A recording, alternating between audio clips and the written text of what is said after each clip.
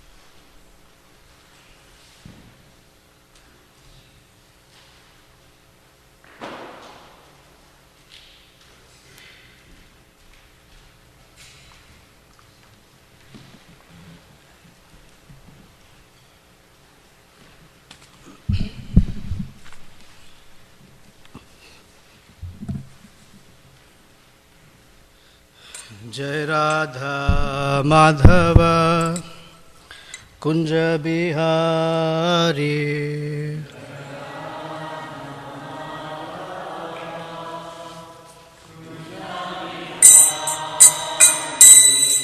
Jai Radha Madhav Kunj Bihari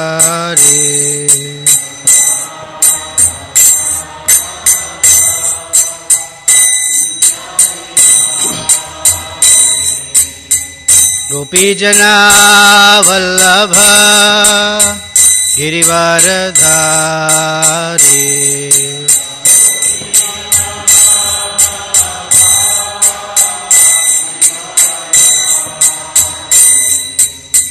गोपीजना Vallabh गिरिवारधारी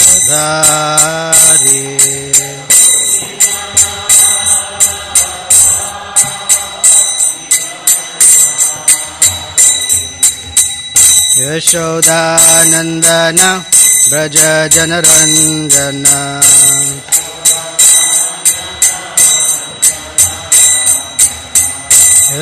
Yashodanandan Braj Janaranjan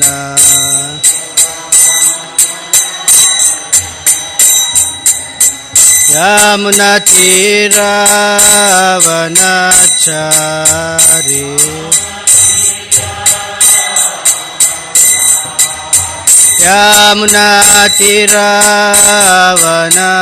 यामुनातिरावनाचारी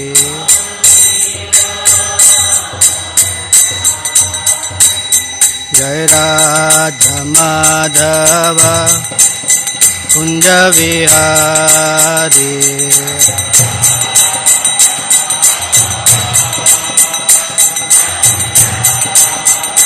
Jai Gopi जनवल्लभ Girivardhari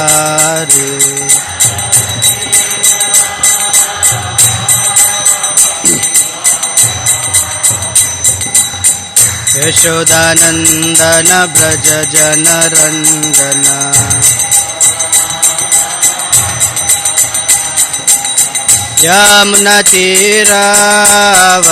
यमुनातीरावनचारी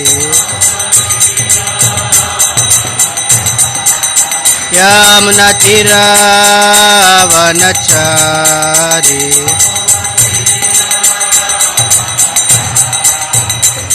Jai Radha Madhav Kunj Vihari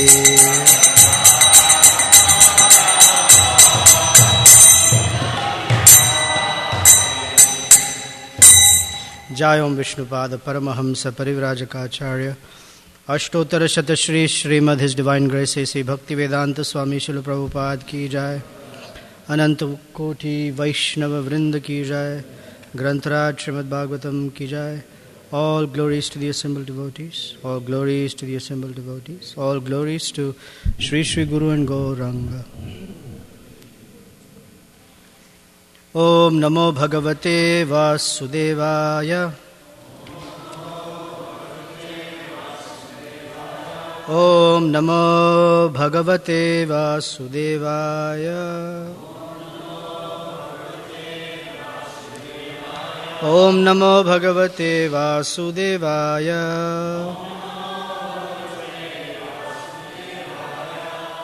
Grantaraj Srimad Bhagavatam, Canto 4, Chapter 31, Text 29. Vidura Uvacha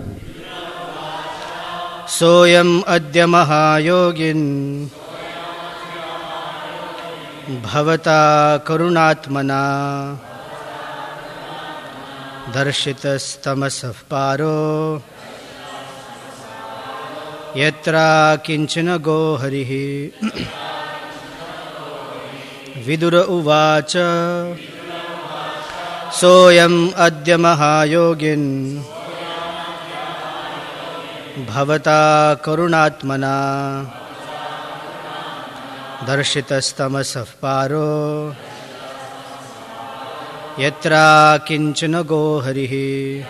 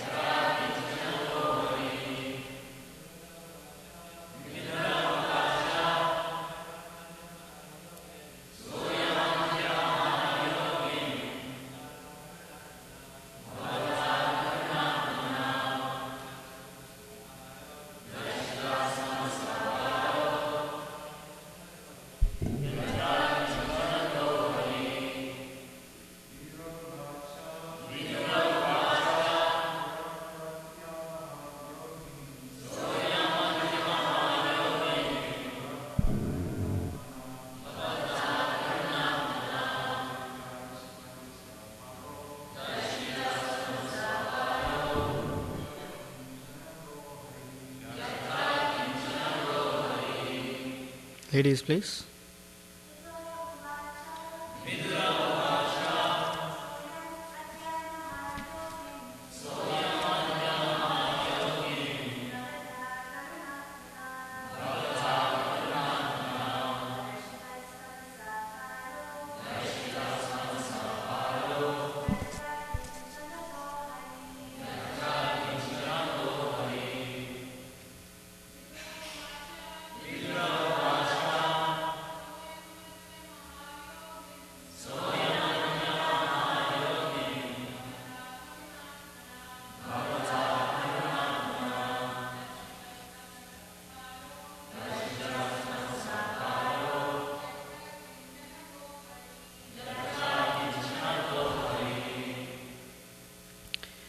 Vidura uvacha. Vidura said, Saha, that I am this. Adya, today. Mahayogin, O great mystic. Bhavata, by you. Karuna Atmana, most merciful. Darshitaha, I have been shown. Tamasaha, of the darkness. Paraha, the other side. Yatra, where. Akinchanagaha, approachable by the materially free. Harihi, the Supreme Personality of Godhead. Translation and purport by Srila Prabhupada Ki Jai. Shri Vidura said, O great mystic, O greatest of all devotees, by your causeless mercy I have been shown the path of liberation from this world of darkness. By following this path, a person liberated from the material world can return home back to Godhead.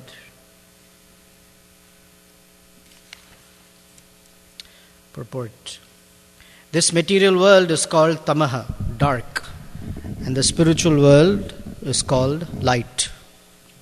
The Vedas enjoin that everyone should try to get out of the darkness and go to the kingdom of light. Information of that kingdom of light can be attained through the mercy of a self-realized soul. One also has to get rid of all material desires. As soon as one frees himself from material desires and associates with a liberated person, the path back home, back to Godhead is clear. End of purport. There are two more verses. One has a short purport, the other doesn't have a purport, and that will end the 4th canto. So I'm very eager to end it. Text number 30. Shri Shuka Uvacha. Iti anamyatam amantrya viduro gaja savyam svanam didrushu prayayo gnyatinam nirvashtashayaha. Shukadeva Goswami continued, Vidura thus offered obeisances unto the great sage Maitreya and, taking his permission, started for the city of Hastinapura to see his own kinsmen, although he had no material desires. Purport. When a saintly person wants to see his kinsmen, he has no material desire to see them. He simply wants to give them some instructions so they can benefit. Vidura belonged to the royal family of the Kauravas, and although he knew that all the family members were destroyed at the battle of Kurukshetra, he nonetheless wanted to see his elder brother Dhritarashtra, to see if he could deliver Dhritarashtra from the clutches of Maya. When a great saintly person like Vidura sees his relatives, he desires only to deliver them from the clutches of Maya. Vidura thus offered his respectful obeisances to his spiritual master and departed for the city of Hastinapura, the kingdom of the Kauravas. Text 31. O king, those who hear these topics about kings who are completely surrendered to the Supreme Personality of Godhead obtain without difficulty a long life, wealth, good reputation, good fortune, and ultimately the opportunity to return home back to Godhead.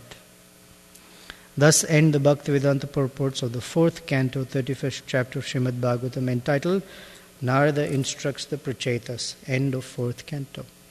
4th canto Ki Jai. I have here something that I thought would be nice, is to get a preview of the 5th canto. So I have a summary. So as we get into 5th canto, we can be lost because it is so complicated, especially the second part where the structure of the universe is being discussed. So I thought we'll discuss a very, very high level picture, like a summary. So once we know the summary, then the details will make sense. And again, we refer back to the summary, the big picture perspective. And I'll come back to the what is big picture later. Okay. So today's verses.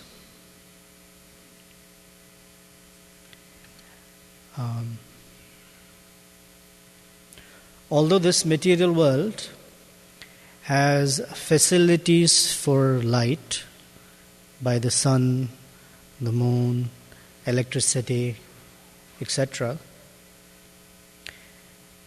it's considered a dark place. It is dark in two ways. One, it is physically dark. Therefore, we need a sun and a moon and electricity to provide us with light. Because when there is light, we can see things as they are. Another way it is dark is that it is made of ignorance. So, although there is sun, the moon, electricity, still people are in darkness, consciousness-wise. While Krishna has made arrangement in the material world for physical darkness to be removed, at least for half the day, especially if you're living in the northern hemisphere, then it is less than half the day. Right? In winters, by 3 o'clock, it gets dark. Short days, long nights. Although physical darkness is removed, and in that daytime, things are clearer. However, consciousness-wise, the darkness still sustains, it remains.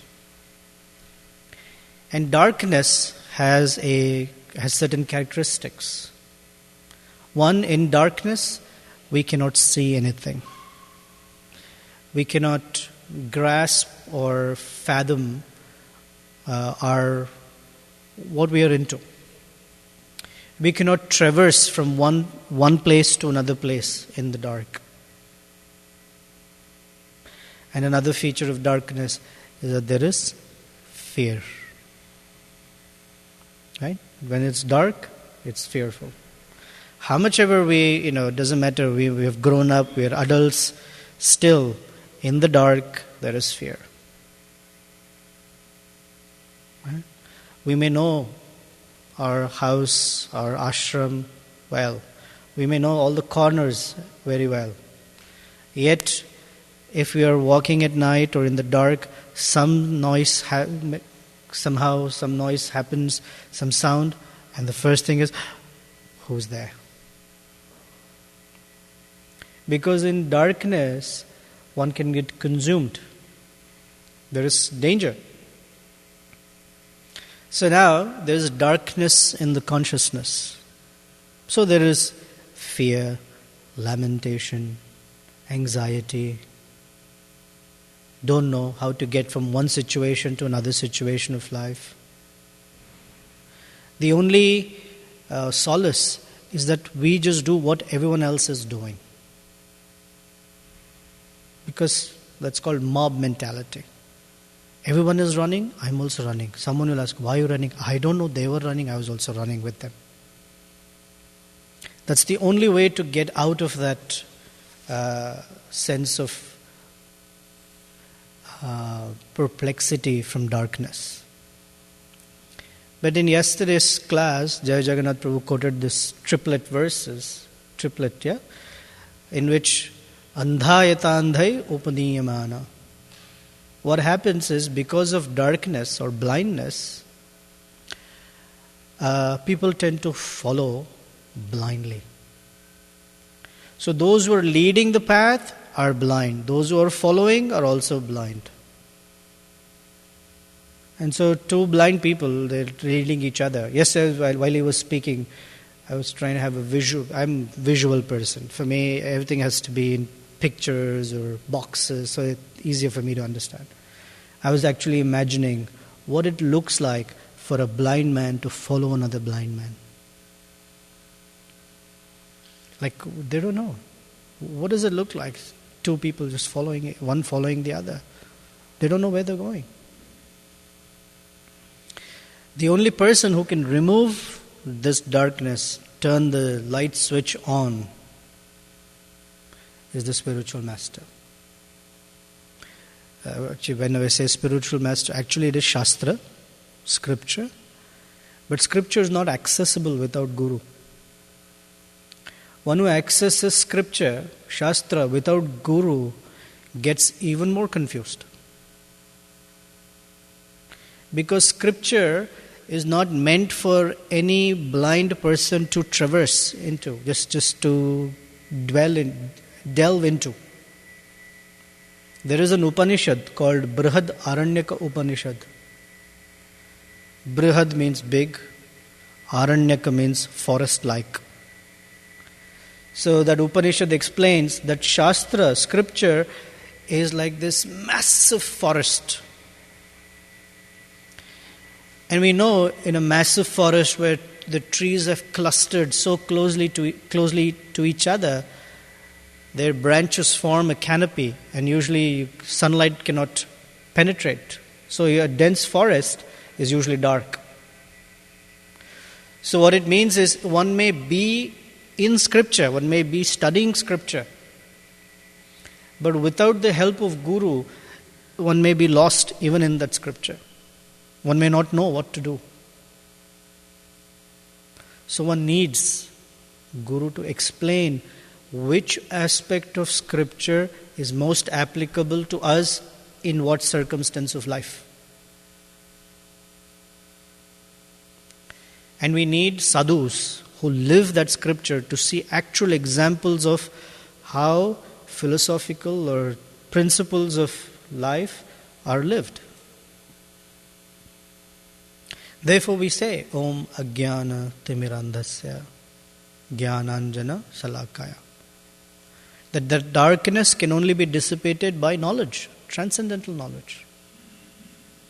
And transcendental knowledge only exists with Guru. So it's very important. And here Vidura is expressing his gratitude for being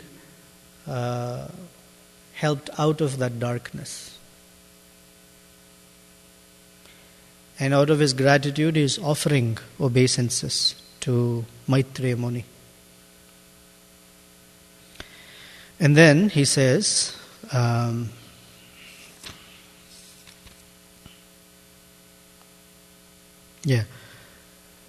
another aspect is, it's not sufficient that one meets a guru in context. When one meets a guru and has the ability to receive transcendental knowledge, something the receiver has to do,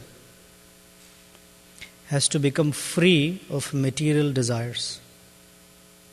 Material desires are blockages that actually don't let the light of transcendental knowledge to set in. They're actually like the contaminations. They're blockages.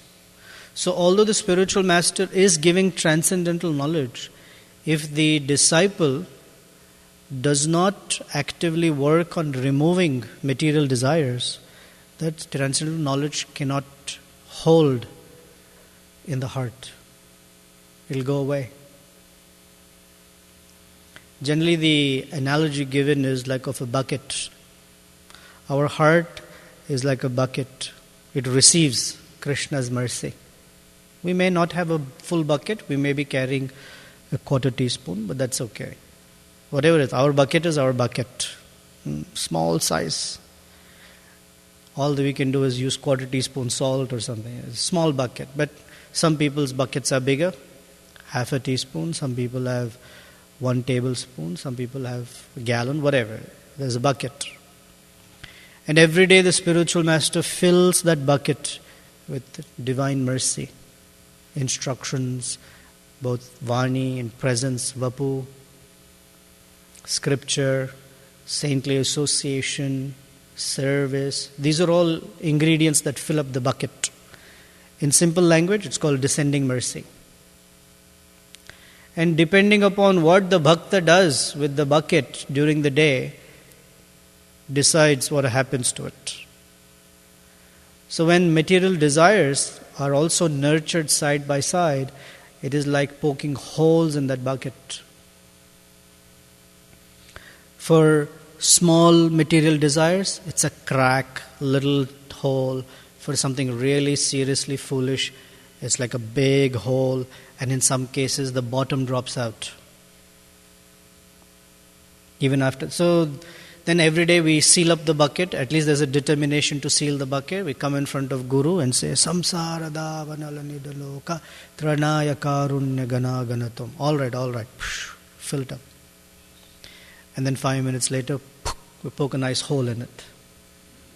And by the time Bhagavatam class is over, bucket is empty. I'm being extreme, but let's say during the course of the day, the bucket starts dripping and leaks out the descending mercy. So what happens is every day, although one attends Mangalarati, chants all his rounds, every day we're starting from zero. So we start, today my bucket is filled with descending mercy. By the end of the day it's gone or depleted to a large degree. So we keep coming back, we keep getting new doses of mercy. The problem is our tendency, our habit to poke holes in that bucket has not gone away. Ideally, it should be that each day the mercy accrues from previous day, from the previous day to the next day to the next day, such that from little vessel, our heart becomes a big receiver, a big bucket. So when there is a lot of mercy and it is filled, naturally it overflows so that others can get it. But if we ourselves are not benefiting from that mercy, by the end of the day it's gone. What are we distributing to others? All we're showing others is, hey, see how good I am at poking holes. You can learn that from me. But Vidura is not like that. Vidura is, okay, so what is it about Vidura that his bucket does not have holes? What makes the bucket impervious to holes is when it is made of gratitude. Then the bucket cannot have holes in it.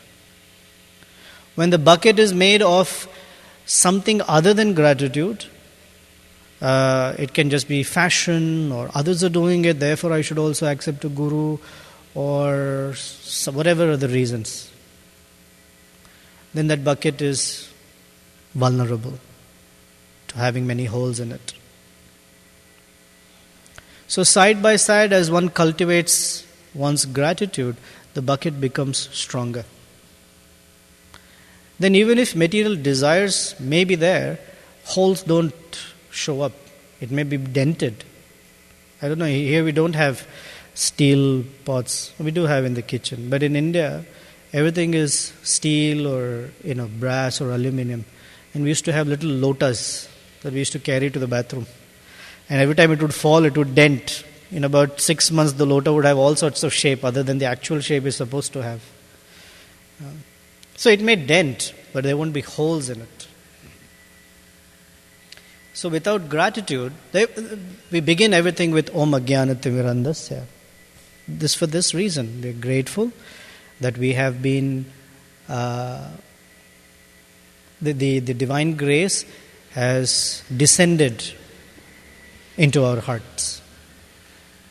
Then it becomes our duty to carefully nurture it. And the best way to care for the descending mercy is to share it. Anything material, the best way to care for it is to keep it. Right? Money. If the worst thing to do with money is to spend it. That's what the government wants us to do. They want us to spend our money. Because when we spend our money, the economy gets activated. There is demand. Because there is demand, they have to create supply. That means their jobs will be there. People will get employed. And when they get employed, they'll work very hard and spend their money. But wealth is to be kept. But the real wealth is spiritual knowledge. And that should not be kept. It should be shared. When spiritual knowledge is not shared, it leaks out. Leaks out doesn't mean we meet someone and Dehinosmin, suddenly something will come. Not like that leak out. It leaks out that at the right time, it won't be available. It's like a bhakta going on book distribution with no gas in the gas tank. Has it ever happened to anyone? Yeah, happened. Suddenly we realized, oh, no gas. Oh, I was thinking about something, although I was not hinting at that. It leaks out. So it is said that a Brahmana who doesn't engage in teaching, in sharing, such a Brahmana loses their spiritual wealth. It goes through inflation. Suddenly the value goes away. What was $100 at one point in time is now 50 or less. The Brahmana loses his spiritual wealth by not sharing. Brahmana, actually the word is Dvija. Dvija means one who has taken second birth. Humanity, a human being is considered a human being when he or she takes two births. Only one birth, one is not considered a cultured human being. Because even animals take one birth, right? One first birth is from the womb of the mother. That even animals do, insects do, beasts, birds, reptiles, they also take the birth from their mother. But a human being is considered a human being when he or she takes a second birth in the same life. And that second birth is when the person becomes actual cultured human being. And that second birth is, the mother is the Vedas and the spiritual master is considered to be the father. Actually the father is Krishna and the Vedas are the mother. But it said Guru is the father because he gives birth to the jiva in this life. So they are called Dvija, one who have second birth. Brahmanas, Kshatriyas and Vaishyas, all are considered Dvijas. Brahmanas are considered Dvija Shrestha, the best of the twice born. In this case, Vidura, although born in royal family, he is born from royal seed, is not necessarily actually a Kshatriya, although he is born in a royal family. Because he was born to the maid servant of Queen Ambika. And he is Dhritarashtra's half brother. When Satyavati, Queen Satyavati, she had two sons from King Shantanu, Vichitravirya and Chitrangada. And these two were married to Ambika and Ambalika, I think. Yeah. Unfortunately, both these young princes, they died untimely. And the entire Bharata family, the Kaurava family, or Kuru dynasty, was left without an heir. So she was very concerned. Then according to non-Kali Yuga possibilities, Vyasadeva, who is also considered like to be, is the son of Satyavati, born to Parashara Muni, he was called upon a very special service to impregnate Ambika and Ambalika. And this is only allowed in non-Kali Yugas. Kali Yuga not allowed. Not allowed to have a child through one's sister-in-law. In other ages, under extenuating circumstances like this, where there is no heir for such a royal kingdom, it was allowed. So Vyasadeva was consulted and he said, we are not going to break any religious principles because it's an extenuating circumstance. And he fathered two children. One was born blind, Dhritarashtra, and the other was born very pale, Pandu. So they said, well, this is not, how can we have a blind prince? King cannot be blind. Try again. They said, this is not okay. No, please try one more time. He said, all right, 3 times and that's about it. So when he came back to Ambika, she said, whoa, last time I looked at Vyasadeva, I got scared. I had to close my eyes. That's why he was born blind. Because Vyasadeva was in the middle of austerities. His body was all smeared with ash, hair was all matted, bearded, a very, very emaciated body. And he had told her, please wait till I finish my austerities, then I'll shave up and I'll look pretty good. Satyavati said, no, I cannot wait. It has to happen now.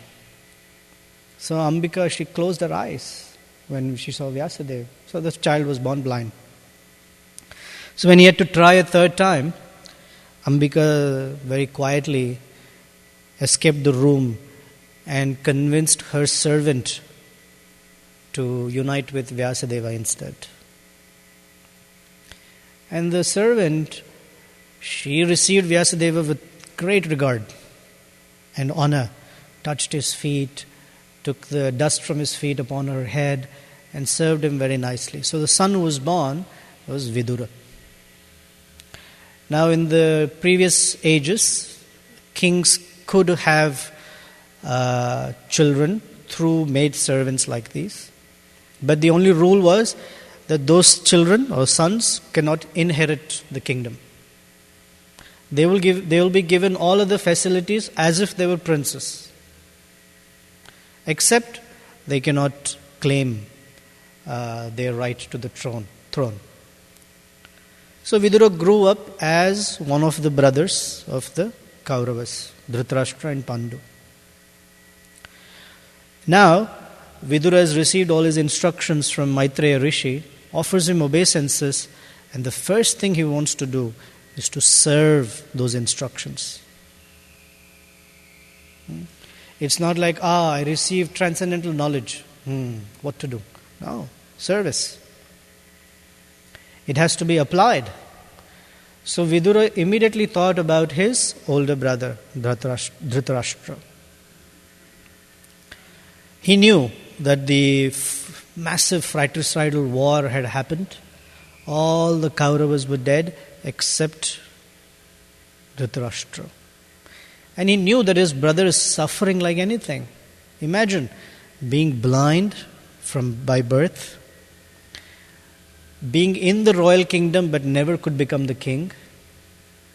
I mean, that's terrible for a Kshatriya. Then wanted his sons to inherit the kingdom, but all 100 sons died. And what was worse is that his brother's sons were the ones who killed them, and they have become the emperors, or Emperor Yudhishthira Maharaj. So he was suffering in a very distressful condition. And all of this is because of his attachment to the throne. His attachment to wanting to be the king. His attachment that his son should be the king. And Vidura wanted to relieve him of that attachment. This is kindness. When anyone wants to relieve us of our attachment, that is kindness. It's hurtful. That's why we get upset with somebody. Ouch! Why are you doing this to me? But it is necessary to remove that attachment. Because when we are attached, then we are stuck to that situation. We are stuck to that idea. And life is moving on. But we don't move. Life is presenting so many other opportunities, but we don't see them because we are attached. So the sadhu has to remove that attachment so we can move with life. So Vidura thought of Dhritarashtra. So we have read in the first canto, 13th chapter, Vidura goes and chastises Dhritarashtra, calls him really names. You're sitting here like a dog. Your teeth have fallen off. You've become so old. You're coughing mucus. And you're happy sitting at home eating little scraps that Bhima is throwing to you.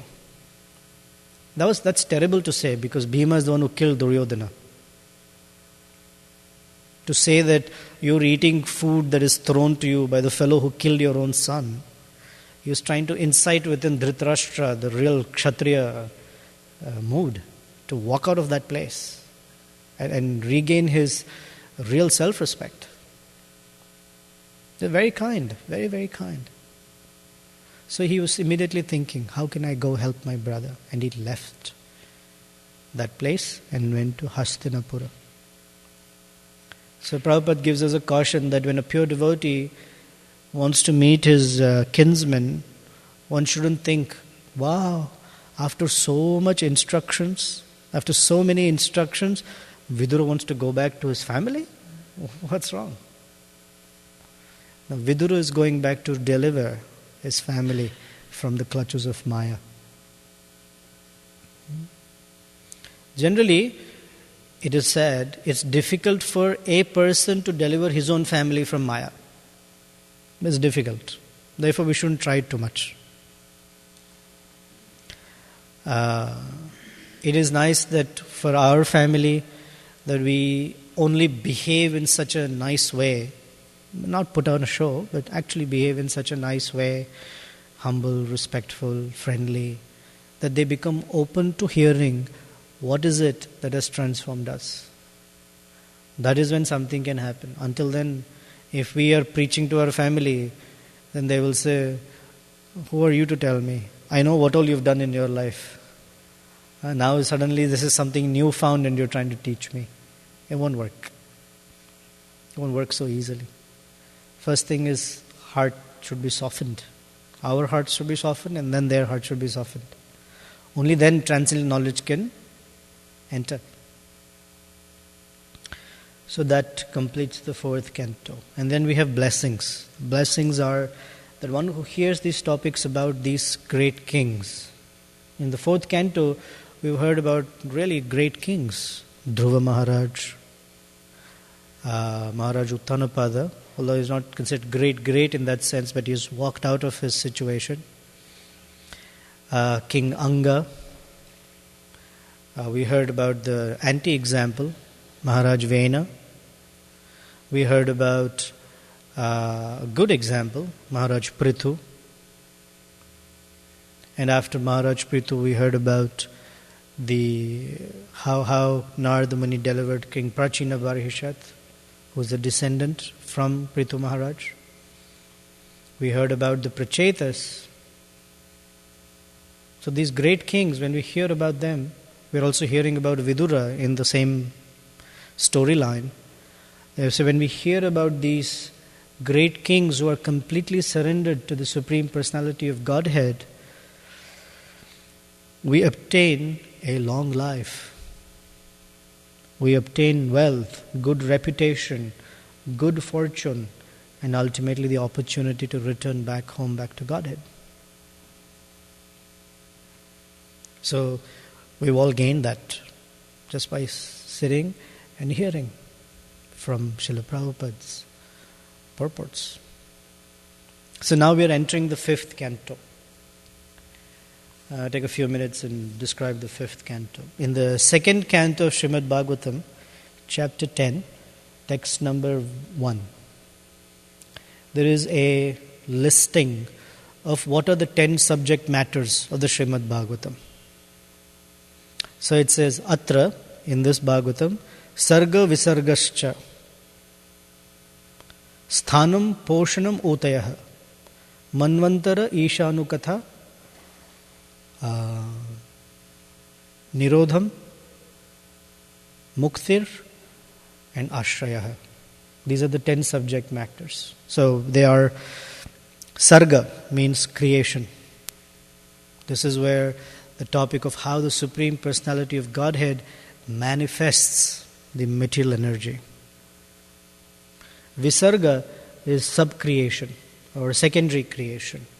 How Lord Brahma takes all the material ingredients that have been created, the 24 elements that Lord Kapila explains, and puts them all together to create the 8,400,000 species, the entire planetary systems, all of that. That's Visarga. Sthanam means position, or how the different planetary systems are in relation to each other within the universe. Poshanam means to take care. How Krishna takes care of his devotees. Utaya means the creative impetus. The 5th canto is called the creative impetus. Creative impetus means what is it that inspires people to do what they do? Generally, it's fruitive activities, fruitive mentality. That's the creative impetus. That's talked about here. Then Manvantara, the different lineages of the different Manus are discussed. Ishanukatha, discussions about the pastimes of the Supreme Personality of Godhead.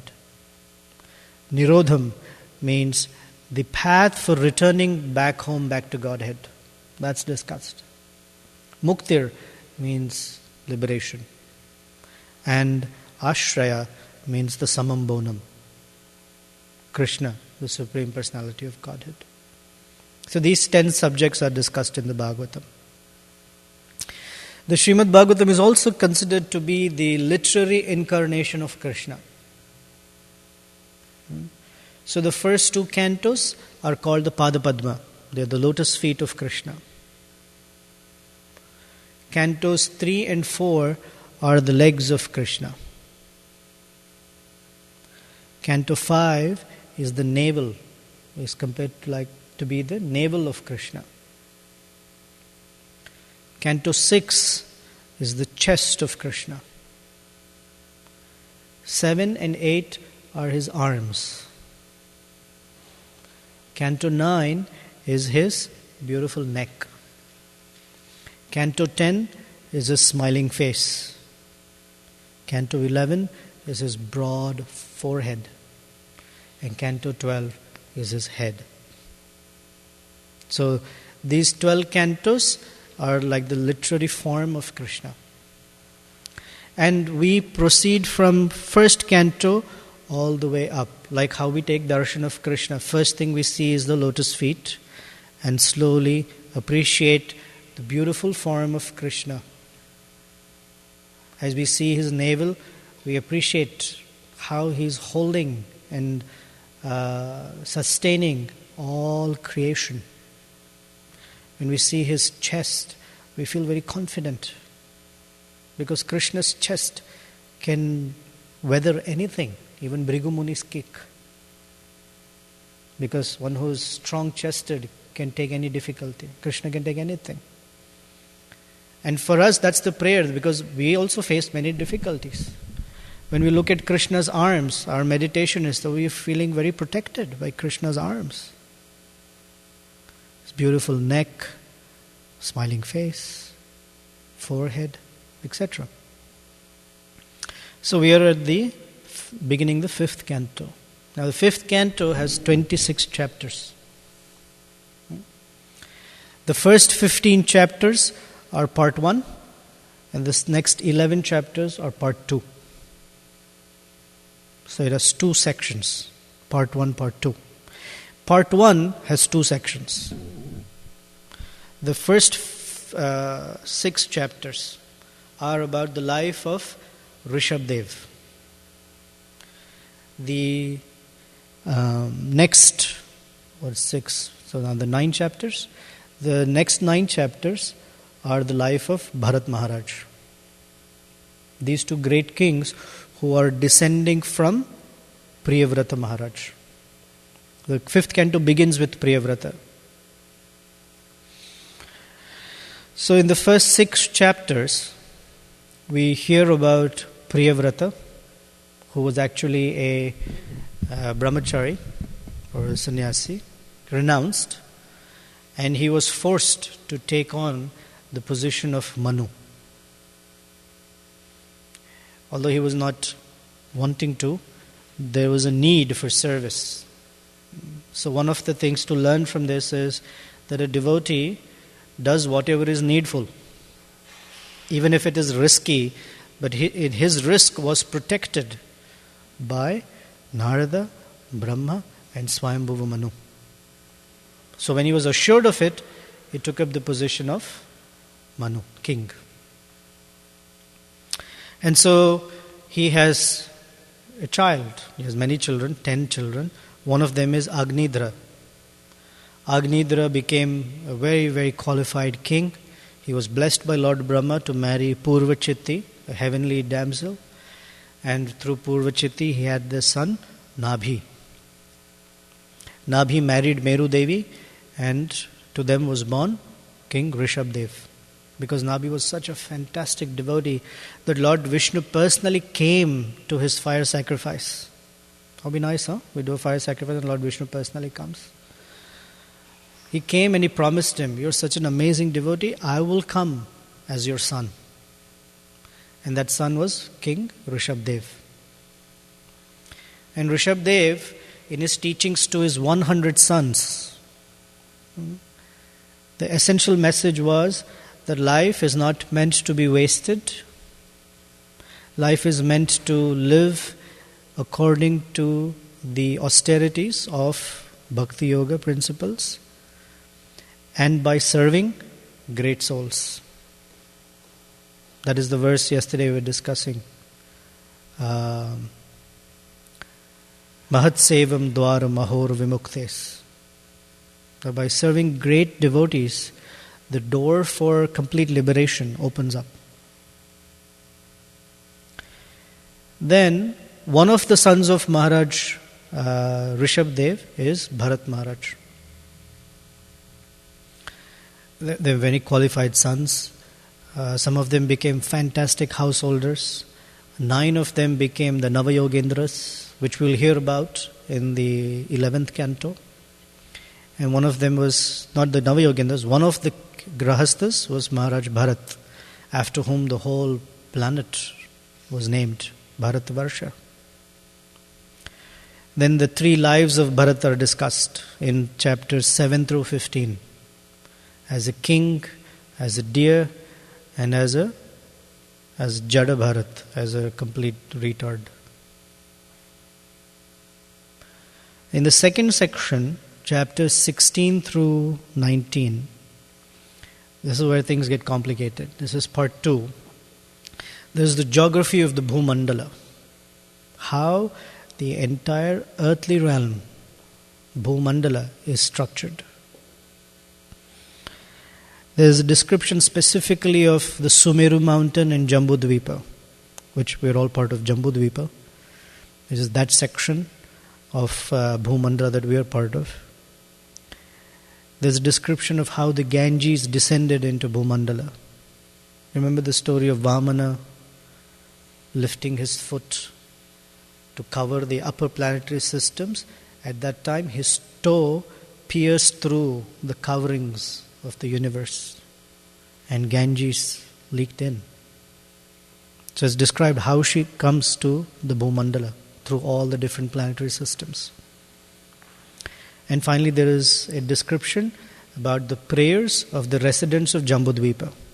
Beautiful, beautiful prayers. They worship Lord Narasimhadev, and there's very nice descriptions.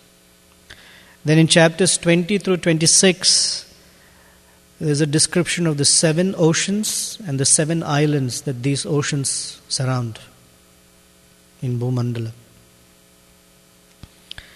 There's a description of the lotus flower on which Lord Brahma sits, where he resides in the universe. He sits on a lotus that has 100 million petals, each made of pure gold. It's brilliant like the sun. It's described. It's called Hiranyagarbha, I think. Then there is description of the movements of the sun, how the sun traverses through the universe, giving light to and bringing about the karmic reactions of all the different living entities. Then there is description of what is called the Shishumara planetary system. Shishumara is the form of the Supreme Personality of Godhead within this material structure. It is similar to the shape of a dolphin. And our entire universe is structured like that. So there's a description of this Sushumara. At the end of that description, it's said how the yogis sit down every day and they meditate on this form of the universe, where each planet or planetary system is located in relation to the tail of the dolphin, the fins of the dolphin, the nose of the dolphin, the eyes, etc. Beautiful description. Complicated, but be nice. Then it talks about the lower planetary systems, especially the hellish realm. What happens for those persons that just live irresponsibly? What does the hellish planetary system do? How is it structured? Etc. Parikshit Maharaj asked Shukadev Goswami, can you please describe it? So he describes it. So those are the 26 chapters of 5th canto. 2 sections and 4 parts, if you will. So, any questions? Come. Wow. She was first. Ask. I saw her. Oh, he has to leave for a train.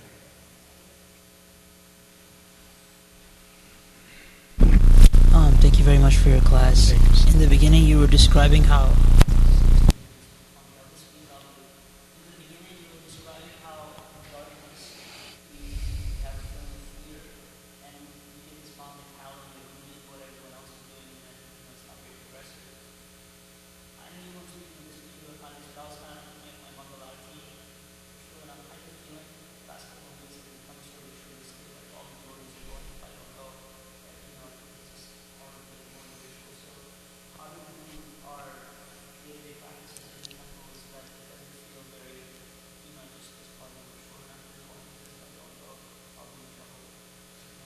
you will be, which is true.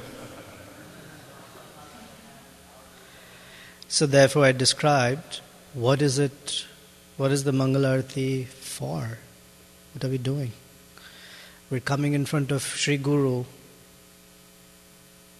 both with gratitude, also regret that, oops, my bucket has many holes. I've lost the mercy that you gave. Please fill my heart with mercy so I can carry on the day in jubilation, in joyful service with the mercy that you've given me.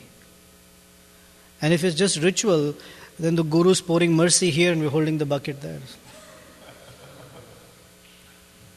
Got it. It's all right. Today I didn't get, tomorrow I can wake up and take.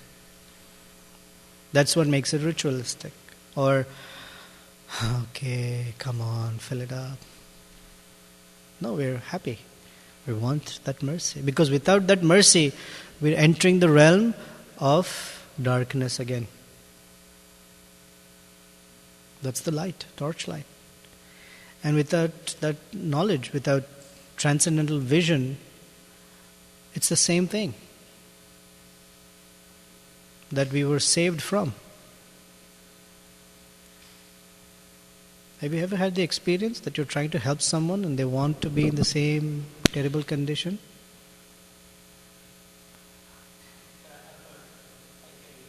We all have that experience. Maybe in different degrees of it.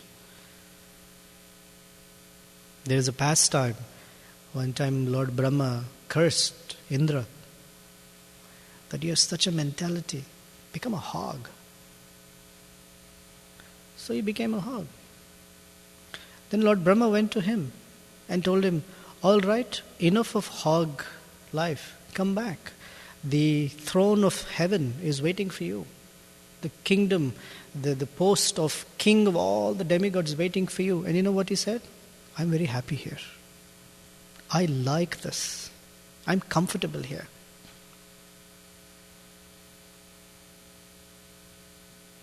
So like that, Sri Guru or Krishna's mercy wants to take us to a better condition, but we're very happy with that. Very happy in what we're doing. The happiness is because there is darkness and we become accustomed to darkness. So I don't want to change anything. Manda sumanda mateo. So the ritualistic part is to not know why we're doing what we're doing.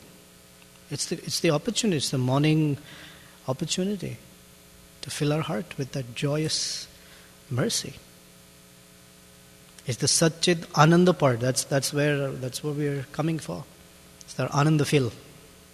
Daily dose of Ananda. If we lose out there, we don't have.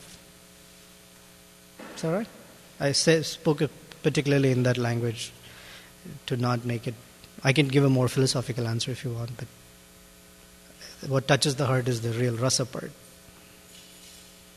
Okay. Mother Kirtida? Prabhu, I was wanting to hear more about cultivating that mood of gratitude. Oh, I'm the wrong person. No, I would like to hear more about cultivating the mood of gratitude. Whatever I knew, I said. I don't know anything else.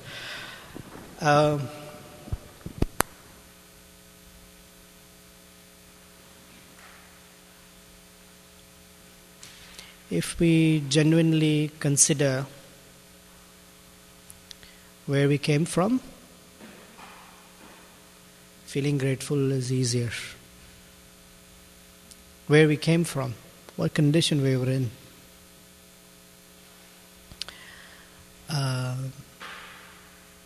What is worse is we were happy in that condition. You understand what I'm saying? If one was suffering and was saved, then one might say, oh, I was, like for example, I didn't have a job, everybody hated me, then I found the devotees and they gave me prasadam. That's nice, and that one should be very grateful for that. But what if everything was seemingly really nice? That means one was happily heading towards darkness. Nice family, nice situation of life. Everything was there. To be saved from that condition is... So the point is, every day, often, we should look at where we came from. Another way is, today whatever we have, where does it come from? What have we done to get whatever we have? Nothing, actually. It is said, right? The other day I heard Bhakta Luke talking to someone. We were sitting at the prasadam table, and this is what we hear. What does a son have to do to inherit the property of the father? Nothing. Just be a son.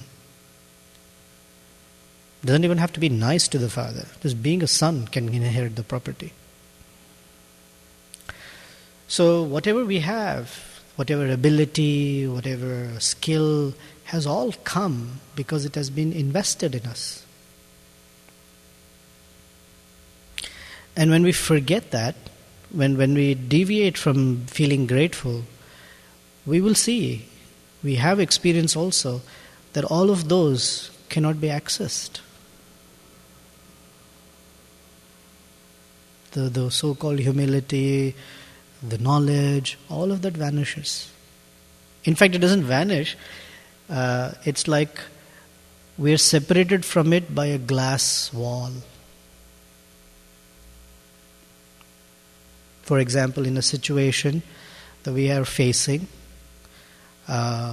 we know that unless we are grateful, we cannot address that situation. In fact, any situation, unless we are grateful, we cannot address it.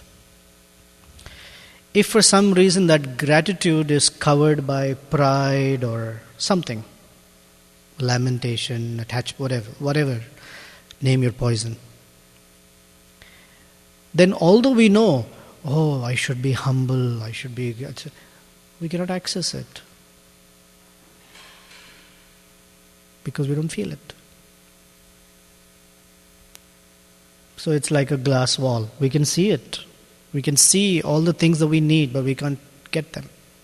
It's your example that you gave Sunday night. Having the bottle of honey, but licking the outside of it. It's the honey. It's there. It's in our hand. We're even licking the container, but not the honey. It's like that. It's a glass container that separates it from us. So feeling grateful, not just talking about it, feeling grateful every day is important, is necessary. So the question is how to feel grateful. Well, consider everything in our life has come because it has been gifted by another Vaishnava, Guru, everything is coming because Krishna's mercy.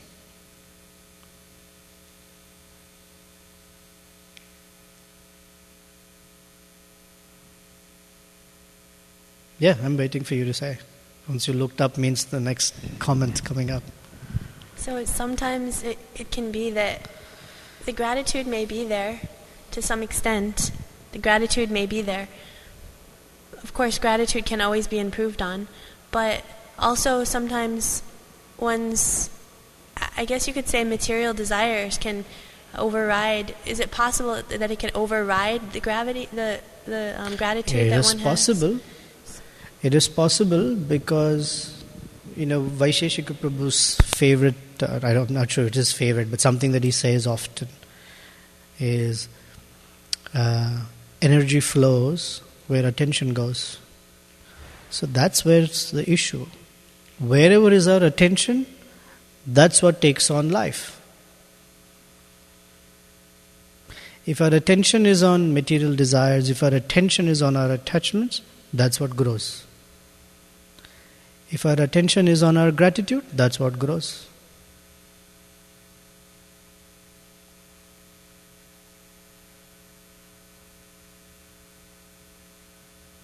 But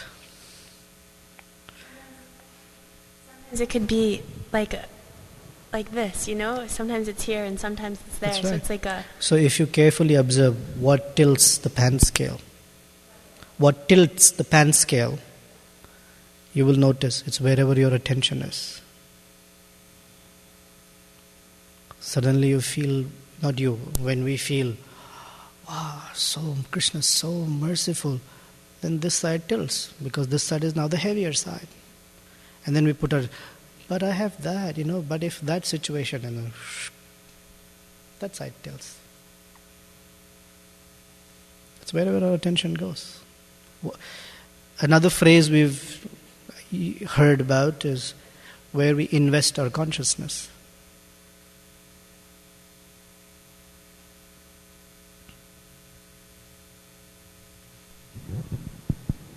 Okay. You want to say more? Yeah, one more question. Okay. So, you can laugh at this one if you want. Can I what? You can laugh at this one if you want. Oh, sure, I will. So what about the idea of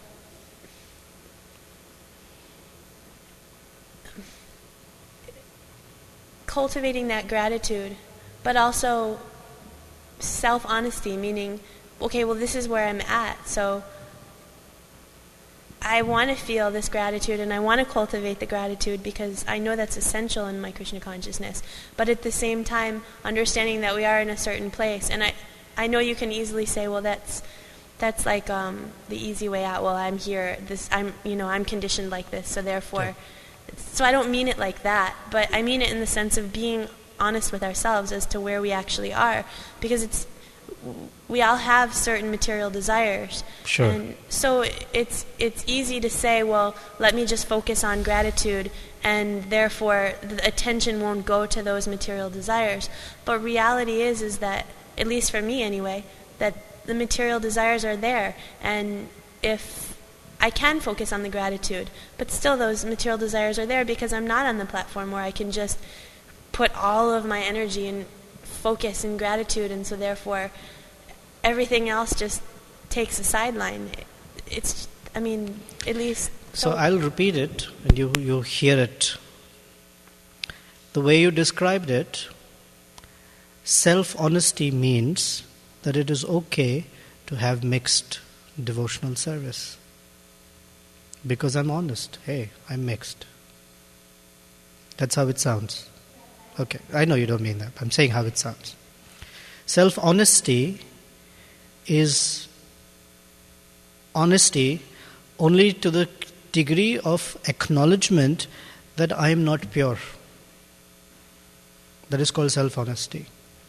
But I will act on what is not the pure part is not self-honesty. It is called weakness of heart. You understand? Otherwise, people will, in the name of self-honesty will say, I am not pure. And by the way, how many pure people do we meet? Very few. Rare. So while purity is rare, opportunity is for everyone. So self-honesty means, I am not there, I am here. Or here, wherever. And how do I take the next step towards purity? That is honest self-honesty. We only talk of half the definition of self-honesty. Half the definition is I'm here. As if that justifies, therefore I will head in this direction.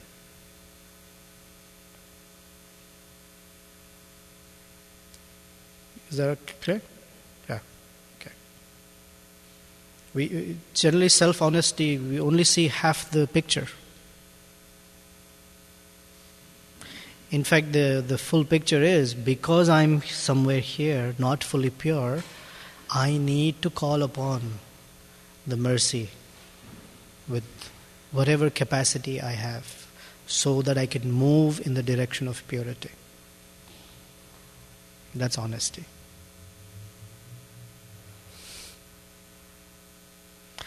Okay. Thank you very much. Srila Prabhupada ki jai, Srimad Bhagavatam ki jai. So tomorrow we'll have 5th canto, 1st chapter, 1st verse.